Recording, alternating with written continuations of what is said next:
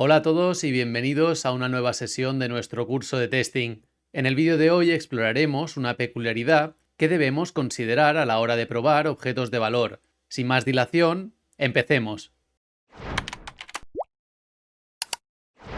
Los objetos de valor o value objects son una pieza fundamental dentro del diseño guiado por el dominio, junto con las entidades y los agregados.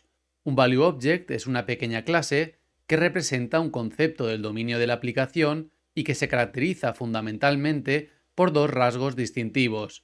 Por un lado, porque se identifica por la suma de sus propiedades internas y no por un identificador único. Y por otro, porque son inmutables, es decir, que una vez son creados, sus atributos no pueden modificarse.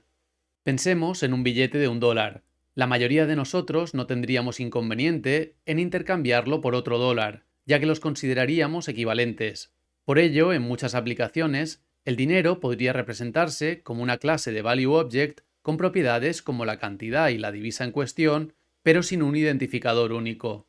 En cambio, en un sistema como el de la Reserva Federal de los Estados Unidos, sería primordial incluir en la clase el código único de cada billete que garantizara su rastreabilidad y autenticidad. En este caso, el modelado sería en forma de entidad y tendríamos una propiedad específica que sería la que representaría de forma única al billete. En la siguiente clase hemos realizado una posible implementación del dinero como objeto de valor. El constructor recibe dos parámetros, la cantidad como tipo entero, siguiendo así el patrón money, y la moneda, que sería otro value object.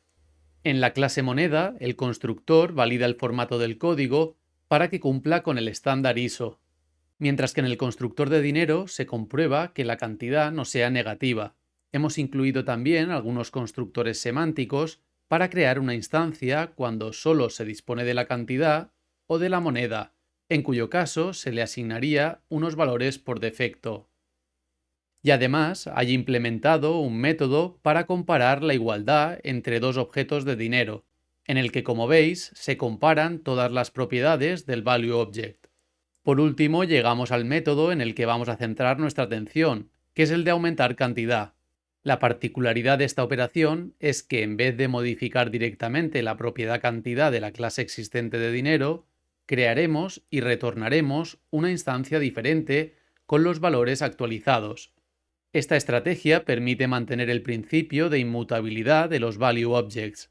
En esta línea comentada, os hemos puesto aquello que no debe hacerse, que sería cambiar el valor de la cantidad del mismo value object. Por lo tanto, al realizar pruebas de objetos de valor, es importante que tengamos un test que garantice que el value object se ha configurado correctamente de forma inmutable, y esa es la pequeña prueba que vamos a hacer hoy. Hemos creado previamente la clase DineroTest con la asignatura del método de prueba que valida el correcto funcionamiento de aumentar cantidad. Lo primero que tendremos que hacer es crear una instancia de dinero. Escribimos dinero original igual a new de dinero.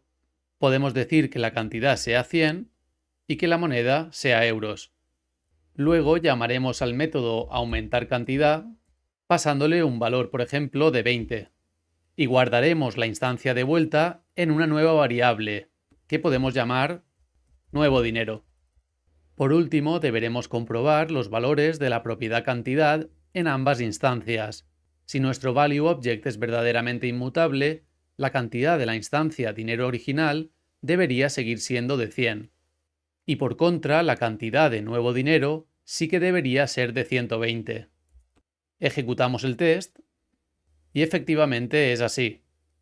Y hasta aquí la breve píldora de hoy sobre cómo probar la inmutabilidad de los objetos de valor.